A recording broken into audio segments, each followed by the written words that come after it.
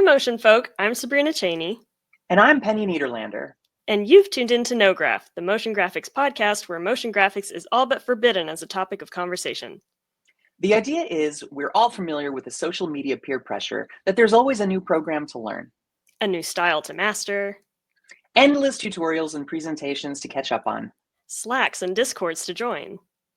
But we have this little theory that what really makes our work interesting is what people bring to it from the outside our normal circles. So here at NoGraph, we push all that aside and block out the noise and the pressure.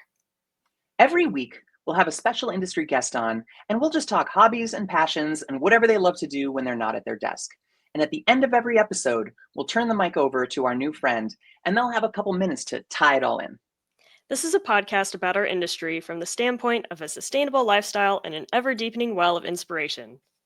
Thanks for joining, and let's go. Today we have Donavon Brutus. Hello. Hello, welcome. How are you? Doing well. How y'all doing?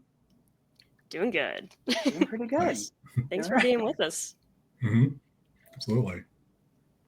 So, Donavon, tell us about yourself. What's the kind of work that you do? This is your only opportunity. Okay. Talk it up. Let's see. So I do motion graphics, illustration, art direction, and also public art. Specifically with the motion graphics, I love doing like title design, explainers, branding packages, that sort of thing. And then generally, like as far as the projects I love the most are ones that I feel like align with my purpose and the tones of like social justice things, environmental things, and like mental health. But kind of flexible and see whatever I work on. But yeah. Oh, Very that's cool. awesome. Yeah. Thank you. Mhm. And now I'm going to instate the banner. No work talk. Right into it. Outside of this life that you've built in the career world, Mhm. what do you do when you're not in front of your computer? I spend a lot of time in front of my computer, but when I'm not in front of the computer, I'm normally just, touching grass, being outside, forcing myself to get sunlight. Because just, what that does to your mood is phenomenal. And what I forget that all the time. What else? I skate a ton. Actually, so much so that like my leg is killing me right now. Oh. Let's see, what else do I do? Skateboard skate, right? Like rollerblading. Rollerblading. Oh, okay. Yeah. We are of the same tribe. Yes. I have a theory on that actually, but we'll hold that for later maybe. But okay. Bookmark. Yeah, I love comic books. I play upright bass very poorly. Oh. What else? I love chess, video games, nerd stuff. I don't know. Like a lot of animators love nerd stuff. So it just depends on what section of nerddom you're all about. But yeah, that's most of it, I think. Travel, of course, like everyone loves that. But basically so many topics. This is good. Basically doing the same stuff I already do, just like in another country, essentially. Perfect. Yeah, when you have the opportunity, especially now, it's the best. Mm-hmm. Yeah, totally. Yeah. What's your favorite? Your top 5 overseas? Like destinations? Or destinations. They don't have to be overseas. They're just travels, places that you've been. I think for like culture and like, I feel like Morocco was like, it was basically everything. It was like smells, sights, sounds, like tastes. It's like literally all your senses are like on fire in a good way. I think, let's see, that's one. I'm not going to hold you to 5. You can. No, I'm a man of rules. You know what I mean? Man of my word. Yeah. So Kenya was super cool because that was one of my first times going to like an all black country. So that was a beautiful feeling just in general, just to be like a person opposed to like an other. So that was great. Nepal, the people are like the nicest people on the planet. You've been everywhere. It's like people just like literally, I've had so many times where someone's like, oh man, like here's an orange. And I'm like, oh, thank you. And you're like, oh, well, take this peanut. And they're like, oh, well, here's this. And it's just like a giving culture, which is beautiful. Nature has got to be probably Antarctica. Like that was a mind-blowing experience. Just everything is so large. It's I don't know. It's completely mind blowing. Mm. And then last one would probably be also for nature, like Brazil. Just any situation where I can have like a beach and a rainforest mountain combo. Yeah. Beautiful. Oh man, you just like Carmen Sandiego'd us. Yeah. That was great. Antarctica. Wait, I have Yeah. to dig down. You just went there for fun? Like, I did. I was just Googling just how to like can people go there. I think this was years ago. This is like 2017. okay. I was just Googling, do people go there? How does it work? And that sort of thing. So I found just like a whole bunch of other people who made a list and how to do it. And yeah, just went. It was phenomenal. I saw one of the craziest things I've ever seen, like in nature. I saw like a pod of orcas at sunset, like hunting a seal. It was wild. Whoa. Yeah, incredible. Terrifying, but also very cool. Yeah. Yeah, their speed and power is. We're lucky that we don't have enough like blubber to be eaten by Yeah. them. It don't have a yacht though. Oh yeah, for sure, for sure. Not a personal problem I have, so you know. Right. Yeah, same. What were the accommodations like in Antarctica? Like, Was it like McMurdo? is Like, there a shared building or something? Like, I have no idea what it's like. So Sabrina, I have a timeshare I could sell you there. right. It's made out of penguin and whale bones, basically. Oh, great. Very insulated now. Very insulated for sure. So basically, it was a thing where like you got on a cruise. The cruise was like 75 people, 50 or so crew people, and you basically we don't stay there. We pretty much stay on the boat because I don't think like as civilians you're allowed to stay there. So basically, from Argentina, we sailed 2 days down through the Drake Passage, which was like a shit show. And then we were there for 5 days, and it's kind of like every day you bounce around to two different places, and then 2 days back. Wow. But yeah, That's wild. One funny story that I love to tell about the Drake Passage was because it's like one of the most like tumultuous like waterways on the planet. Oh, is that why it was a shit show? It's like because it's so choppy. Yes, super choppy. Like 25-foot waves, and just like, and it was funny because I remember the captain gets on the whatever at like 10 p.m. He's like, "Hey everyone, just so you know, like at 12 o'clock we're gonna be hitting some real choppy water. So like make sure you're either like in bed or take your pills by then, like your seasickness pills, or like make sure you're like strapped down." And like I'm staying with these like I went alone, so I stayed with like these random dudes. Like it was like two other dudes, and we're like, "Oh yeah, like we're good. We're not gonna take these pills. Like we're fine." And like I swear to God, literally at like 12 o'clock, I get smashed into the wall. Like, going against the wall. Oh no. Oh no. And I'm like, where are those pills at?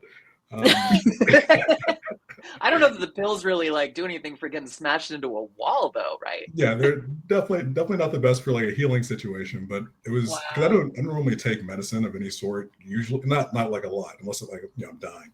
And that was a case where I felt like I was dying. So I took some, and just the combination of like maybe not taking whatever the motion sickness pills are before, and like actually being in a situation that's like this, my dreams were crazy. It was wild. Okay, man. note to self: if I'm on a cruise that goes through that area of the ocean, I'm gonna pack a big, like, cushy puffer. Just look like the kid from A Christmas Movie. Wasn't it a Christmas Story? When Christmas Story, yeah. Yeah.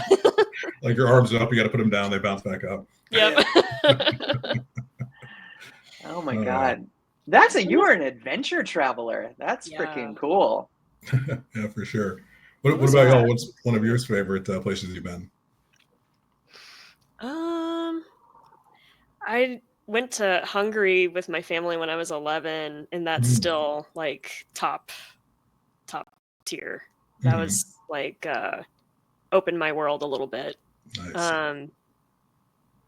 Not sure about what it would be like to travel there nowadays with the current political climate. However, when we were there, just the different architecture, different style of living compared to being in the suburbs of Texas. I mean, it's a total cultural, like, flip it inside out. And it was amazing. Right. Just going to the baths too. just in general, I love a sauna situation. Right. And, they have all that bath and sauna culture left over from, I think, the Ottoman Empire or something. So there's just all these places to go and just relax. And that was bliss. I think we went to 3 different ones during that trip. And to this day, if I could get into a nice, steamy sauna hot tub, it's my happy place. Right. Found a So passion shout at out. age 11. Nice. Yes. So shout out. great. Oh, and I happened to have a birthday there as well. Like while we were there on that trip, I had a birthday. And I think the person in our apartment complex that we were renting for like a week, one of the neighbors was a baker at one of the big hotels in Hungary, and they're like, "I'll make you a cake." And it was so sweet. That's amazing. So yeah, that's nice, rad. very nice memories. Nice. So Hungary was amazing. But what about you, Penny? Well, it's a tough call because during my roller derby days, I took some really cool trips. I trained roller derby on 4 continents, I think, 1, 2, 3, yeah. And but Nice. I think that I think the trip to New Zealand and Australia was my favorite, just because New Zealand is like not a crazy like environment like Antarctica or anything like that, or like the jungle. And like when I've been to Brazil too, that like getting out that drive like from Sao Paulo down to like the beach is like all jungle. That's really awesome. But like I was like in Lord of the Rings. That's amazing. You literally live the movie life. Yeah, it just felt very like calming, like the kind of nature that's there just felt very fairy tale. And then in Australia, of course, it's Nightmare Land, where I saw a spider this big, and I saw like a fucking kangaroo. Like we were walking in the outback, just my wife and I, and it just kind of like came across this one, and it was guarding the other kangaroos, and it just did this. I kissed its arm and biceps, and I didn't know how jacked they were. Yeah, I didn't know that those are gym rats. Right, absolutely terrifying. I'm happy y'all survived. Oh yeah, we were fine. That's amazing. Yeah, I have obviously an infinite amount of questions about the roller derby thing. Yeah. Oh please. Wait, we should talk about skating a little bit. Yeah. Yeah. So we all skate. I do quads. You both do blades. Hey, blade life. Love blades. Nice. So like, I guess how long have y'all been skating, and how'd you get into it? I feel like like most other millennials, there was a time in the 90s where every millennial kid was on skates, and that was like the thing to do as a kid. And then forget about it for years and years, and then there was like a little skating boom again in the pandemic because everybody was looking for a safe distance activity. We're like, oh yeah. And then it's funny though, when I was looking at skates, the designs had not changed or updated very much. They're so like kind of looking the same. And so I think because it had a moment of regaining popularity, it's been fun to watch how the designs of roller skates have changed over time, because now I mean, frankly, a lot of them are very male skewed. Like you get your very monochromatic looking skates, and they're very like and now you can, I think there have been different brands that popped up that's like, let's have a very pastel skate, and like Roches and stuff like that. Yes, and you could even add, if you're into not the inline skates, but the kind that you use, Penny, you could do the little add-ons and just make them super cute. And so that's an appeal for some people, not me specifically, because I like the blades and you can't customize them exactly in that way. You could put cool wheels and stuff, but like glow in the dark wheels, or wheels that light up when you blade.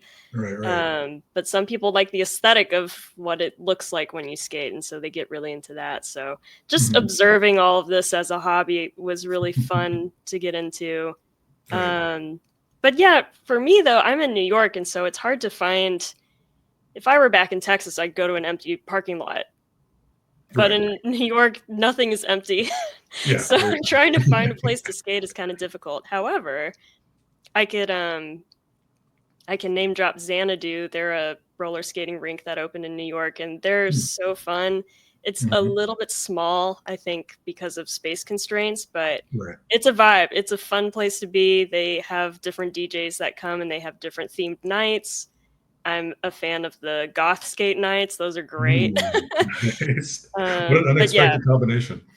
I know. Yeah, right. And the amount of goths that skate, I mean, it's my people. I Nice. would That's not beautiful. expect these two interests to collide, but only in Brooklyn. Right. I think Penny's been consistently doing it for longer. Ooh, I could be okay. wrong. I rollerbladed in like middle school, I think was when I started rollerblading, and then like through Mhm. college. But then I went to SCAD and like I tried rollerblading in SCAD. Right. Cobblestones, man. Yeah. Cobblestones. It's too historic. Yeah, but in 2010 I got into roller derby, and I've never been good at quads, but I taught myself, and I pushed really hard, and like I dialed back my work like Wow. so much so that I could Mhm. go and take lessons and like Nice. try out for teams and stuff like that. Mhm. And I got pretty freaking good. And yeah, you mentioned like the different like looks or whatever. I was a sponsored skater, so like Ooh, nice. Rydell, which is like the biggest skate company and the oldest. Right, right. I would design my own skate. So I have a pair with like Ooh. purple velvet on one side with a unicorn, and then Oh my like a white God. lightning bolt on black on the other. I've got ones with like fox and a fox silhouette on each Mhm. side, and I have really cool fucking skates. That's so cool. I love Wow. that. Jeez. Yeah, how'd you get into it? Was that? How'd you get into it? Oh, sorry. So yeah, like Serena was saying, like as you know, millennial kid, I was I think actually my mom got me like roller skate lessons when I was like 5. I have some vague memories of falling all the time Yeah. Yeah, in yeah, a friendly setting. because Um, those kid skates are terrible. right. God You awful. can't skate in kid skates. Right. And then there's those ones that happened in like the 80s and 90s where like the metal quads were like just clanking around and falling off your shoes. Like you try to like go Yeah. down the street and then like they're gone and you're just in the air somehow. Um, Yeah. and then I think probably around 12 again, that's when I picked up rollerblades, and I was doing that for a little bit. And then like I became a teenager and I was like too cool for this. So like I stopped. Right. And then I think I picked it up again probably around, I think it was like, I remember it was the Winter Olympics. I don't remember it was like 2012 or 2014, probably 2014, I think. But I saw like Apollo Ono just like crushing it, going super, super quick. And I was like, I gotta start this again. And so yeah, I started that, and I was mostly skating alone at that point. Because all my friends were like, Dom, just get a bike. Like, we're not gonna get skates, just get a bike, dude. And so I'd skated alone for the majority of the time, and then I moved to SF and found there's a pretty decent skate community there. But I didn't really start skating with like groups of people doing street skating until the pandemic, because that's when that exploded. Yeah. And then yeah, from that I kind of did not as I don't think anywhere on like a baller level like you did it, Penny. But then I started like skating in different groups in different cities and different countries and different continents, all that sort of thing. Oh, that's So that was awesome. super fun. Did you bring your skates to other continents? You do it too? Yeah, definitely. Oh, hell yeah. Because I was doing, I took the sabbatical this is where I did like a lot of my travel stuff, but I took a sabbatical for like a year and a half to do like art residencies in different places. So I just took my skates with me everywhere that I went. And like basically like any city or town that you go to, I would just Google like, Houston skate group, or, like DC skate group. That's how I found the one that I'm in now. Or Kenya has a great skate scene. Brazil has a great skate scene. So yeah, just pretty much Googling different places and skating there. So yeah. Oh, that's Awesome. dope. I love that. That's really cool. I love how global this activity is, but that goes for most sports. But it's just cool, like, after, I think, here we kind of collectively forgot about this. And then Right. when you remember, and nobody ever put their skates down, like, everybody's Right. still doing this. And so you do the urban skating? Is that, like, doing tricks in a skate park, kind of, or am I misconstruing? Oh, I'm far too scared and far too old for any of that. Okay, so you're just skating through a city, kind of. I'm just That's what you mean skating by on the street. Got it. You know, some of my friends do like aggressive skating, like when you're doing tricks and grinding on stuff and that sort of thing. Mm-hmm. There was a short period of time where, like, after because I'd mostly just done trail skating. So in SF, when I joined that group in 2020, that's when I learned to do like street skating, like getting on and off the street, dealing with different types of pavement, cobblestones, like you were mentioning, all that god awful stuff. And those people were like, "Oh, Donovan, you should like jump stairs." And I was like, "I should jump stairs. Why not?" And, Yeah. I remember I did it maybe like 2 or 3 times, and like I fell once, and just like my wrist and my shoulder was just like worthless for 6 months. Yeah. And I was just like, why would I do this? Like, yeah, I'm always very impressed by the people who can, but also completely understand why somebody would not want to take that hobby, because right, it's too dangerous. so dangerous. I remember one time it was kind of funny. It was my 35th birthday, and I was visiting my mom in Arkansas. That's where I'm from. And she has this, like, it's not even a big hill, but I'd say maybe like a 20-foot hill that's like maybe like that. And I was like, oh, I'm just gonna skate around. I was like, I should take that hill. Like, I'm a good skater now, whatever. And like, I don't know what happened, but like there's a little bump in the road. I ended up like falling forward and like sliding like 10 feet, no. like on my hip, and just completely like skinned, just pretty much from my butt down. And I'm like hobbling back home. I tell my mom about it, and she was like, "Dom, you're 35. What are you doing?" Oh no, dude, it's true. After the teenage years, it just sharp decline in your ability to this is yet another scenario where I'm gonna pad myself up like A Christmas Story. Just exactly. Go out on skates like that. Have either one of you had any bad skate falls or anything like that? No, luckily no. I'm knock on wood. I've never broken a bone yet, but yeah, we got to knock on wood for that. Yeah. The most recent one, I haven't hurt myself bad lately, but in Australia, I have a friend who she was on the Australian team, and she was also teaching at this boot camp in the Outback with me. And I had a few days before the thing, and she started a whole group called Chicks and Bowls. I don't know if you've ever heard of that. Yeah. She started it, and I was like, I got to go to a skate park with Lady Trample, and she took me to her local skate park, and she taught me to do like a little like trick on the side. And I'd been in a bowl, a couple bowls before, like in California, but I went down and I went up the wall of one of the bowls, one of the big bowls, and I just separated from the wall a little bit, and just free fell, and I like somehow like a cat got on all fours and landed, and just I had pads on, but the shock through my body was like, I've never had every atom in my being hurt before. I've never felt the jarring sensation of a billion exploding cells. Yeah, it's like taking your. Did you fall on your elbows and knees? Yeah, all of it. Yeah. Oh, so things that aren't supposed to take shock at all. You just hit all 4 of those at once. Oh my god, that sounds awful. Yeah, but then it just made my back lock up, and I had to teach this boot camp and skate in like a demo game, and like teaching hits and taking hits. And I was just, I can't. It just fused my spine. Right. Oh my god. Awful. Boy, let's keep moving with some hobbies of Donovan. I feel like I'm happy to participate and tell my stories, and stuff. I want to hear more about you. Let's see. What else was there? I mean, I do a lot of, like, obviously I draw a lot. How that relates, that's not related to what we can't talk about, is like it's Voldemort. Right, exactly. 100%. I know I can keep with the rules. How it relates to that is I love to draw, and I love going to like jazz clubs and drawing live music. Ooh, I like going to jazz events, but I've never thought to take like a drawing pad with me. And now I'm like, why have I never thought of that? It's such an elevated situation. Like there's something so good to like when your hand starts moving along with the beat of something and you're just like in it.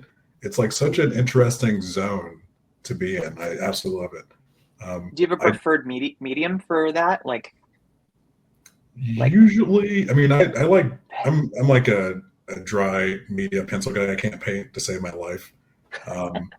So I tend to, but even though I prefer pencil, I tend to go with like just ink pen, just because normally a jazz club is dark and dank, so it's like I can't see pencil. Yeah. So yeah, it's a lot of like napkin sketches, or now I have smaller sketchbooks. So I have this one sketchbook that's like a little necklace. It's fun to like sketch like a really tiny thing in that. And what I love about, again, sketching on like napkins or like super small and like whatever is that the perfectionism like is separated, because like, oh, it's a fucking napkin, who cares? It's like, oh, this is an inch tall, who cares? But you definitely you get so much energy in sketching live music. I think it's a lot of fun. I love that idea. I never thought of doing it on something that well, I remember when I started drawing when I was much younger, I'd just do sheets of computer paper. I wasn't a sketchbook person because I'd get too precious with the sketchbooks. Sure. You're like, this is the sacred object. Right. And even with regular books, I think I've always felt that about books. It's like, I don't want to crease the page. I don't want to mark it. This is like a very precious item. And it transferred to sketchbooks, which is like, you're supposed to make a mess. It's fine. But I'm like, no, I don't want to mess up in this. So, but with a random sheet of paper, it's like I could do whatever with this. Nobody's going to care. But yeah, napkin, it's just a quick square of something to work with. That's a good idea. And I also imagine that the lighting that you get in these jazz clubs is very fun to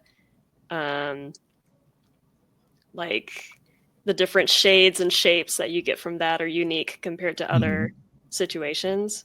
Right. And the instruments are also really striking. Like the saxophone, the way it reflects light, every time I see one in person, it's just like, wow, this instrument it doesn't just sound cool. It like, they look incredible. Right. They really do. They're like beautiful sculptures, basically. Yeah. And it's interesting because I think in most of my, like whenever I draw generally outside of that space, like if I was going to, talk about the elements of art, I'm like 100% a line guy. Like I really, which is, doesn't make me a great artist, but like I'll focus on lines basically. And I think in those scenarios, due to the lighting and due to like a lot of like, you have a situation where the contrast is so stark, where you have someone maybe playing the drums and they're completely in shadow, except for like this part of their arm and like a drumstick. It gets me to more so do shading and that sort of more so form-based things, which is interesting. Yeah. I think it'd be so fun to do like a drawing night at like a jazz club and then have, when like you do like charcoal at like 50% and then you can either add more dark or erase light. Like I imagine that would be for any kind of live show. You know what I'm saying? Like forming the light as much as the dark would be really cool. Right. Absolutely. I'd have some charcoal that I haven't used in years. It's like probably like art school charcoal, like ancient. But yeah, same. I should take it in. And you have this collection of just like, if anyone's like, oh, do you want some art supplies? I'm like, oh, absolutely. I'll use all of that. And it just is in the same drawer that's just been collecting forever. I still have some of the same containers with some of the same stuff in it from when I went to art school in '97. Wow. Like, that's amazing. Yeah. Jesus. I'm pretty sure that I've like never used the little sandpaper or pencil sharpener in my like little pencil box. I've used that for everything else. Like, because it's like I'm not like a handy individual. So like I pretty much have just put that in my toolbox essentially. So like whenever I need sandpaper for anything else, that's a move. Yeah. Right. This is Staedtler sandpaper. It's $20 a sheet. Right. But I'm just gonna buff out this. This callus on my foot. Exactly. I'm just gonna file my nails with this expensive fancy thing because I'm worth it. You know what I mean? Yeah. I'm worth it. Right. Love that. Oh goodness. Oh, that's awesome. What is the jazz club scene like in DC? Because like when I lived in like LA, I felt like there was one, and it kind of felt like I wouldn't want to go draw in there. Right. Yeah, it's interesting seeing how that is in different cities that I've been to. Because like I remember in Tampa, that's where I went to school. It was like pretty much non-existent. You would just find like one either concert or something like that, like once a month, and it's like kind of depressing to go to.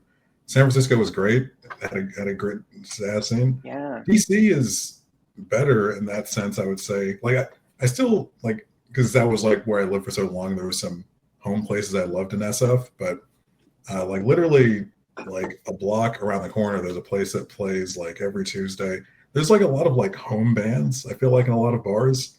So like pretty much any day of the week, you can find somewhere to like go listen if you're into it, which has been pretty amazing, which I also don't do because I'm inside, not getting sunlight.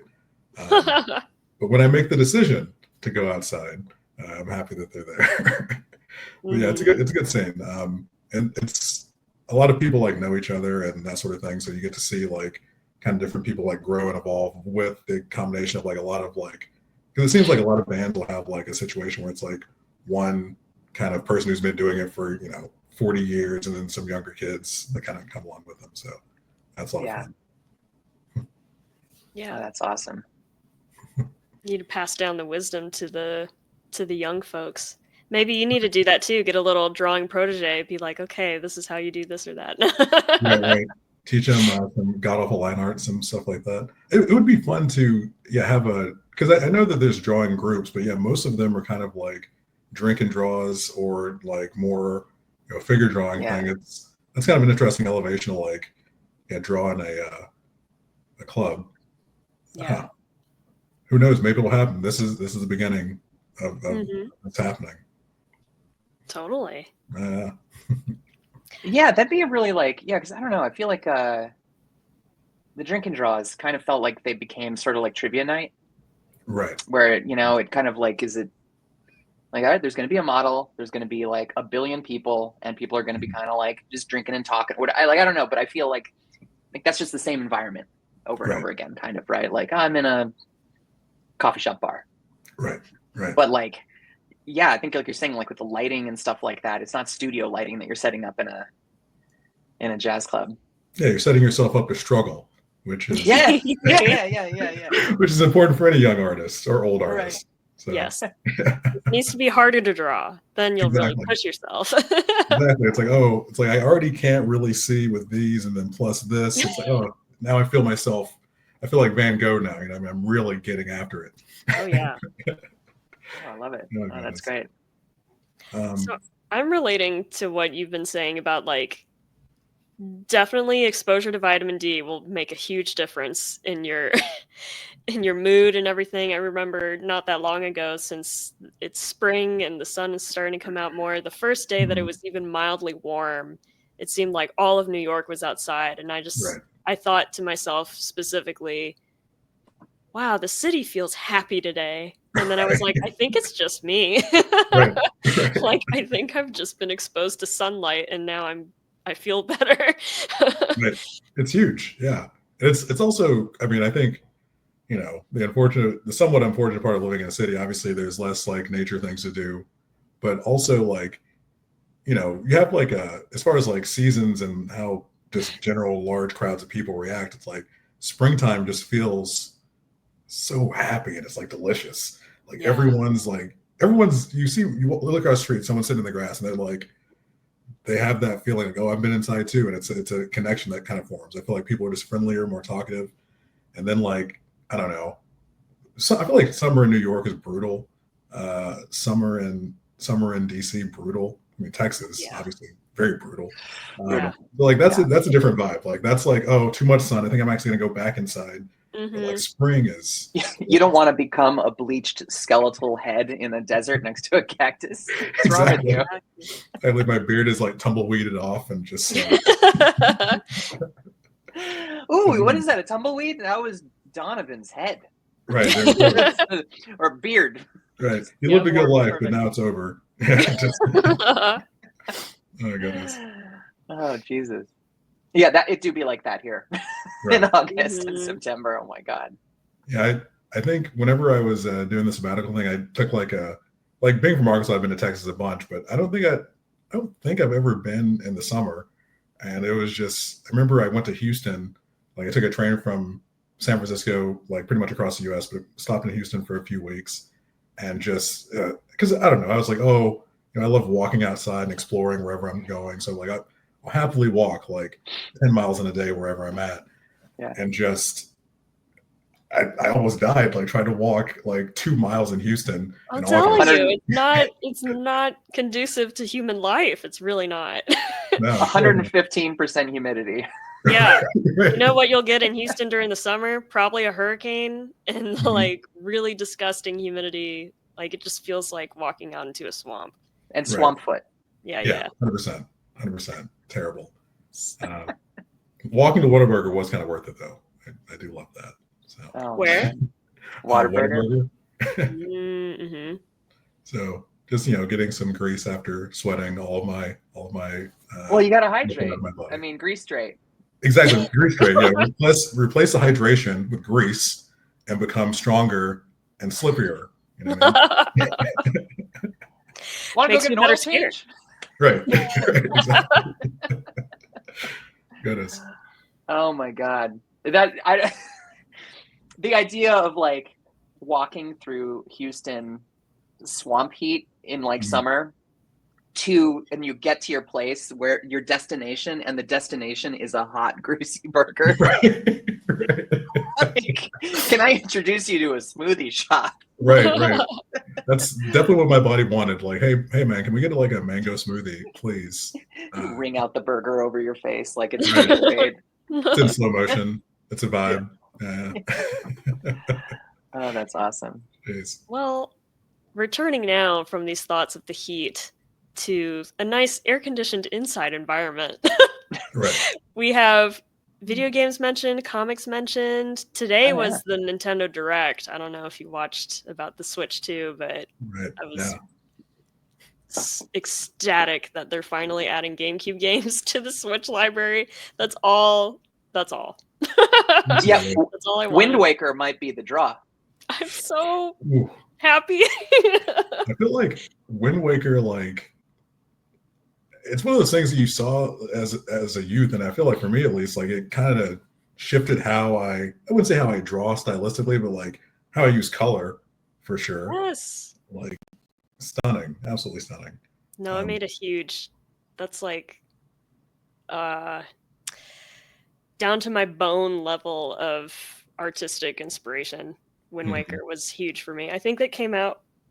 Okay, I think I played it in 2005, so I was in elementary school still. But I gotta log off. I'm sorry.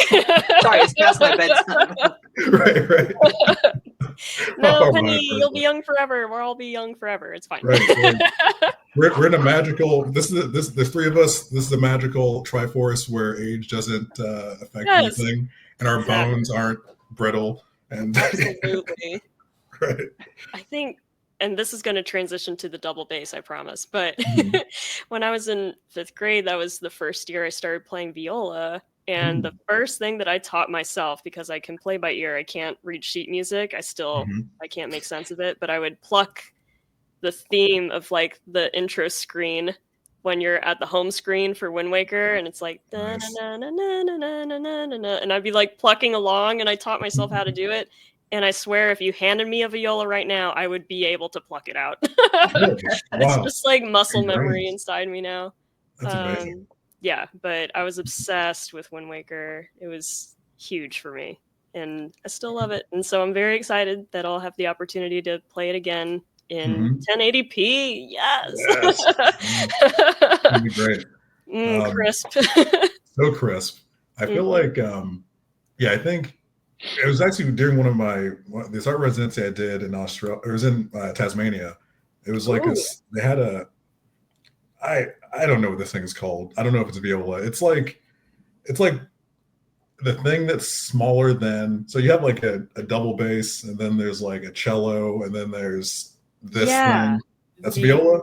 Violoncello. I don't remember, but I know what you mean. It's like the in between a cello and a viola. There's something in between. So it was like, I don't know, it was about, like, I'm sitting down right now, so it's about this tall. And I remember they had one of those, like, just in the place from a relative. And I was messing around with that for a little bit. I was like, oh, can I play this? And like, oh yeah, we haven't heard that in years. Please go ahead. And I was like looking up the Song of Storms, basically. Yeah. And it's funny because it was my first time, because I'd like plucked, and that's the only thing I've ever done. So it's like the first time using like the bow. And that was like a whole different thing. Yeah. I have some god awful videos of just like I couldn't figure out what the timing signature was for the Song of Storms, because I'm just like thinking like by ear and like looking up tabs, and just I don't know. I never really figured it out. So I definitely still couldn't do it because I couldn't do it then, so can't do it now. But darn it, you tried. Absolutely tried. I think there's like a good 10-second chunk of the video that sounds pretty solid. Obviously, that was a 10-second chunk that got posted. You know. Yeah. And it's like, oh, right. But it's mostly failure. Yeah. Classic. That's a cool instrument, though. Mm-hmm. Yeah, absolutely. I ended up picking up upright, and like it was like when I was in between jobs, like when a contract ended like years ago, and I was like, oh, I should do something. And basically, my entire reasoning for wanting to play upright bass is from that episode of Tom and Jerry, like where he's yeah. It's like, is you is or is you ain't my baby, trying to like woo that one cat. Yes. And I was like, oh man, I just want to, like, I've always wanted to learn. And then especially going to jazz clubs, like saying it like this big hulking thing. That's such a great influence. Right. Like, I just want to be Tom. I just want to be Tom, basically. This also influenced my dislike of mice. You know what I mean? My love of zoot suits, but basically, yeah, that's kind of how it started. I still don't actually know how to play it. Like I can't really read music. I just like look up tabs for like, I was looking up I learned the one for like the Cowboy Bebop intro, and that was super cool because that's really fast. Yeah. That kind of right. Yeah. Dum dum dum dum dum. And people are like, oh my god, like how'd you become a bass master in like 6 months? I was like, no. Like I just looked up like the Guitar Hero version, basically. And like sorted that out. Click. Yeah. Right. So yeah, it's back there. I basically I essentially never touch it unless I'm like really procrastinating, and I'm like, oh man, like so many things are due. I should do something that's completely unrelated to. I love other creative tasks to like kind of clear my mind a little bit. So it's great to just like pick up something else completely and go after that for a minute. I feel you. I have 2 instruments right over there, and I haven't touched them in like 2 years. 3 years. Nice. I think tonight's the night. Yeah. Nah. Respect that boundary. Yeah. What do you have over there? I have a what's that called? Like a travel guitar, like the smaller guitar, and then a mandolin. Ooh. Mandolin's fun. I was really trying to learn the mandolin. I proposed to my wife playing the mandolin. That was fun, but I'm not very musical, it turns out. Wait, tell us that story. How long did you practice for? Well, I've been trying to learn it for a couple of years, but I just really poorly. And so I finally just was like, I know 4 chords. So what can I play that's 4 chords? And it was the roller derby story, actually. I was at RollerCon in 2014 in Las Vegas. And I was playing on the team, the Vagine Regime, which was like the queer team. And we were against the Caulk Suckers and the straight team. And it was a big game every year. It was like the biggest game at RollerCon. And there was a crowd of 2,000 people like around, just packed for a roller derby game. And at the halftime, I'd organized with the announcers and with a bunch of like my teammates and other friends in roller derby, and we did the Magnetic Field song, Book of Love. And so I had like one friend who plays guitar and one friend that plays ukulele, and I had my mandolin, and they each there's 3 sections, and like one would come up, and we made it so that it was, my wife came and she was one of the queer leaders. And the idea was, if we could all have all the queer leaders come into the center of the court, and you're going to be serenaded to by the team and by a few people, like, I want to thank you or whatever. It was like a whole line. And so one of my friends starts playing her section, and then the other steps up and starts doing her, and I do my last section, and then I like hand off, and like Lisa, I make her stand up, and then I propose to her, and That's phenomenal. it was pretty good. Yeah, that is the most beautiful and queer proposal I've ever heard of in my Dude, life. it was so gay. There were at least 2 cheerleaders who were dressed up as vaginas. Guys are phenomenal. And this was all on skates? Yeah. I think I had to take my skates off per the rules. Okay, fair. You can't. You don't want to break the mandolin either. That's not a good look. It would have been fine, but I didn't want to have a helmet on, and there's insurance. Oh yeah, fair. Not good for the. If nothing else, not good for the the photos. Yeah, I mean. So. Exactly right. Yeah. Oh yeah. When you try to kiss someone who doesn't have the helmet on, you have the helmet on, and you bop somebody. Yeah. So that's the most I've ever played the mandolin, and then kind of not a lot. I mean, I feel like its purpose. Yeah. It kind of sounds like you peaked in mandolin stuff because nothing you ever do is going to be that cool again. Right. Not to not to limit you. It could be. Who knows? But I know my engagement was cool, but I'm doing an open mic night over at the Latte Hut. You're doing Joni Mitchell songs. Come on. Right. I'll be there drawing in the background on a napkin. Yeah, it'll be great. Yeah. Oh goodness. Oh god. That reminded me, Sabrina. Have you ever done the Wednesday night skate in New York? I have not, because I'm not very good at my stopping. And I feel like in order to do one of those skates in public, I'd have to get really good control of my speed and my stopping.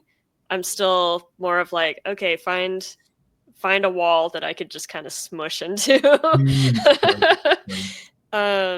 But last I was practicing, I was getting pretty good at the crossover turns and like gaining speed and stuff. Nice. So I'm good at being fast. I'm bad at slowing down. So not working at stopping at all. Yeah, it doesn't seem to be working at stopping at all.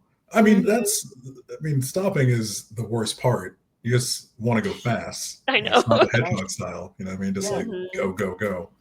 But I am familiar with Wednesday night skate, and I think that's so like I follow a few skating YouTube channels, and there was a really good one, Blade in New York. I think they're BINY New York, something like that. But that person would film their skates out with everybody else, and it's a huge group. They all meet at Union Square, and they just go all over, and I'm like, wow. The amount of people that have taken up this hobby, and they're really good at it. I mean, to do it out on the street, I've like nothing but respect, because I'm also very petite, and I have a fear of like literally not being seen by cars and stuff. Right.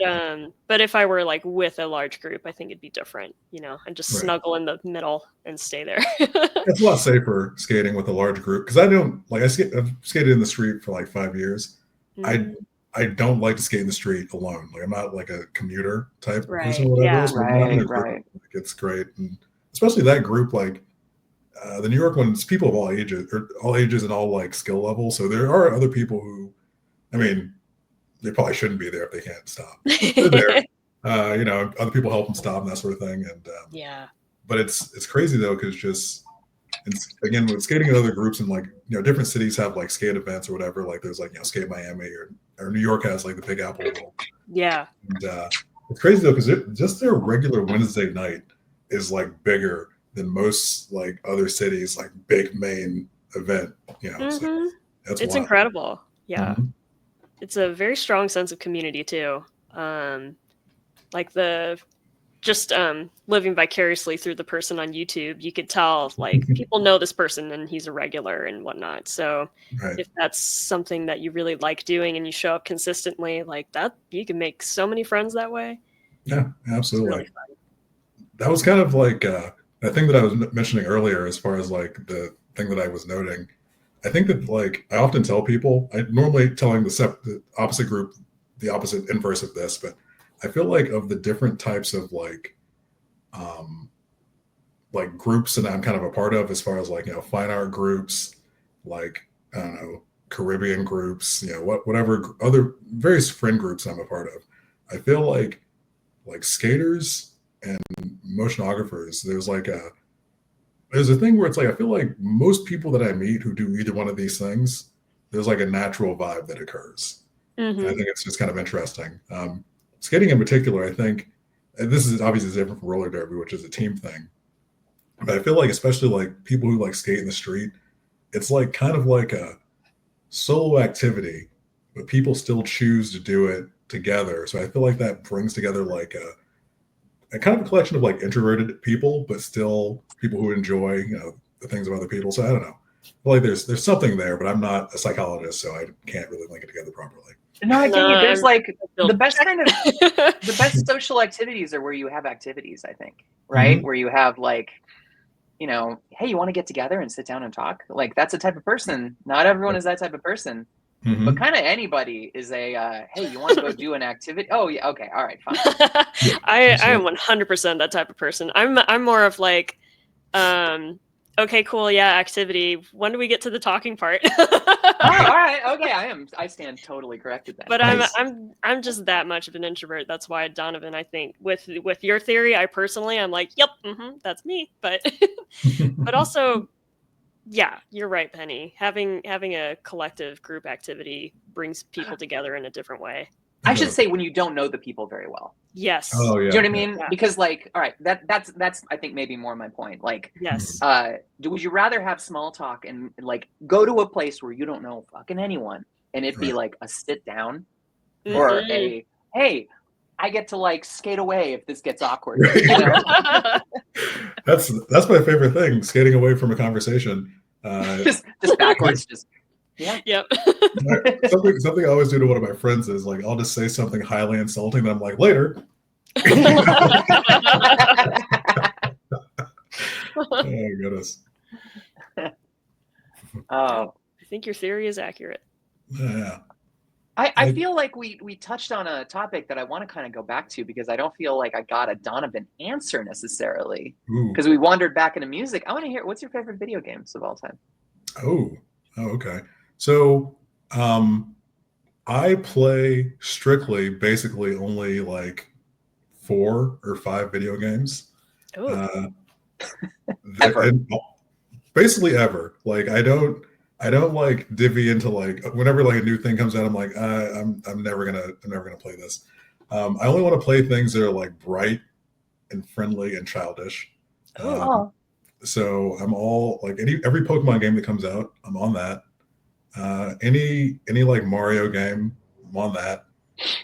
Obviously now Zelda can often skew darker, but you know what? I'll still be on that. But to be fair, even when I was a kid, I never like once you grew up in Ocarina of Time, I dropped out. I was like, this is too scary. I had to get like a neighbor to come over and help me through some parts because I was so scared. Right. So scary. But yeah, this so is any Zelda amazing. game, and then what else? Have you all played Katamari Damacy? I've never played it, but I know. Yeah, it's the one where you roll things into a big, huge ball. It is so funny. I've heard of that. It's just like an acid trip with like rainbows and just like stars and you're just rolling up things. And I love that game. It's got like the best soundtrack ever. Yeah, it is potentially the most Japanese of all Japanese games. It is just 100%. so Japanese. 100%. And the best, all the fun stuff is all rolled up together. Yeah, totally. I'm trying to think what.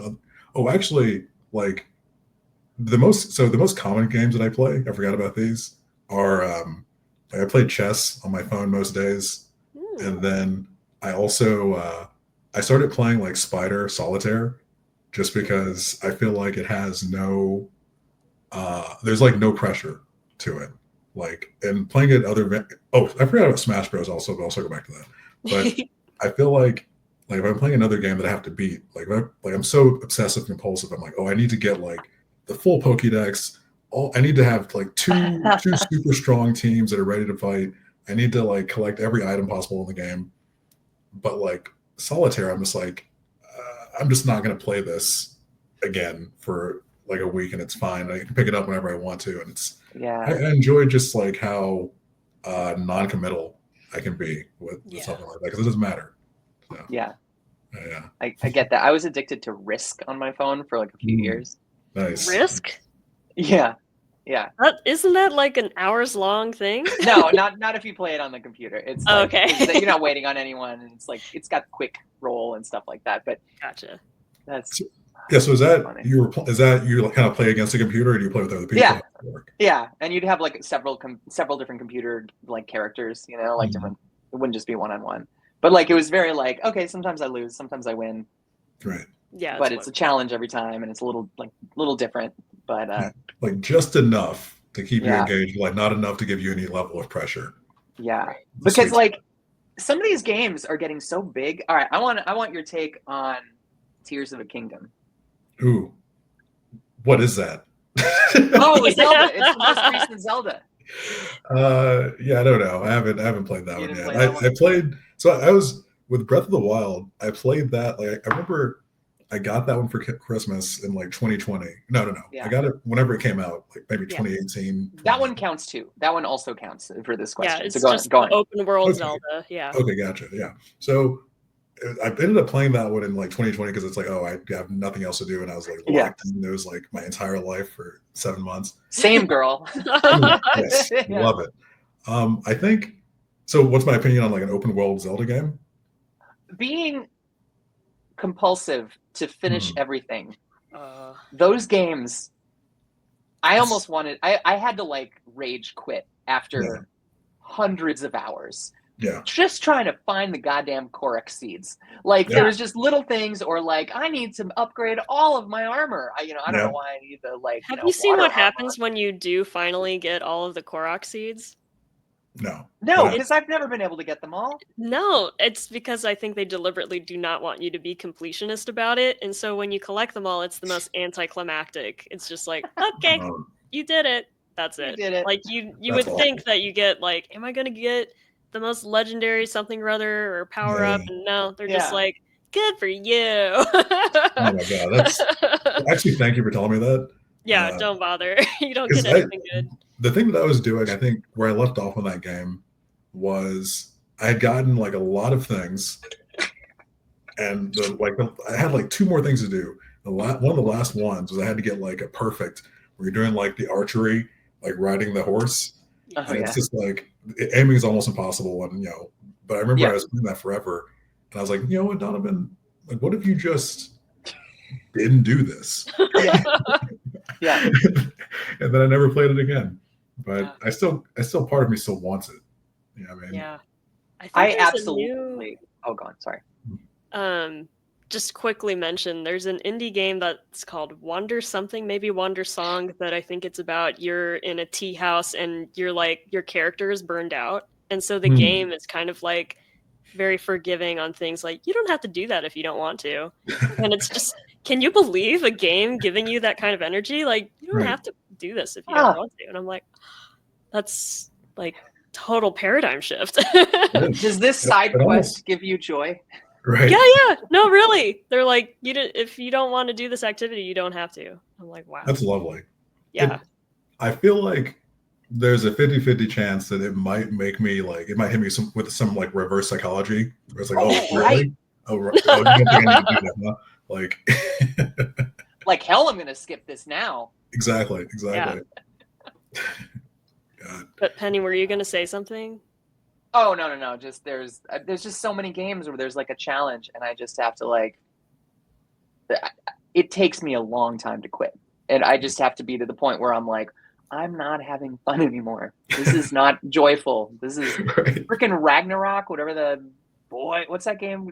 God of War, Ragnarok. Yeah, right. Oh my god, there are these Valkyries. You have to. It's a side thing. Right. I can't beat them. I can't beat any of them. Oh, so I just leave it, and I like in the back of my head, I'm like, I haven't finished that game. Right. It's like it feels like if you were to read a book, and you just stopped like 3 pages from the finish and put it back on the shelf. This feels like dirty. Yeah. Yeah. I gotta finish that book. I've never in all of 2025 felt more like getting that archery finish than I do right now. Maybe. Right. There was there was a GameCube game that I hadn't finished when I was a kid that got a HD remaster, and then I was like, I'm gonna play it to the end this time, and I did, but that final boss was such a pain. And then as I'm struggling with this, I'm like, is it worth it? I've waited 20 years, but is it worth it? I don't know. Yes. Finally did it, and it was anticlimactic ending, but I could say now I finished Final Fantasy Crystal Chronicles. Nice. I did it. Thank you. Nice. I was on the edge of my seat, like, what game is this? Yeah, it's just a dinky Final Fantasy game. But now you can do it again in HD with the Switch 2. I will say the soundtrack to that game is excellent. Shout out. That goes a long way. A good soundtrack can keep you locked in for a very long time. Mm-hmm. Absolutely. Goodness. Well, should we start wrapping it up? Wrapping it back? Yeah. So let me find the right banner for this one. Ooh. All right. So we have talked about travel, about blading, about video games and jazz and drawing and jazz clubs. Right. How would you say that these things inform you? Maybe they make you a better artist. Maybe they make you a calmer artist. Maybe they just bring you joy outside of what you do as like your job. But let's wrap it up for us. How do these things bleed into my art? I feel like most of my personal art is for sure inspired by like my travel and my experiences, and I've started doing a little bit more skate art and those sort of things.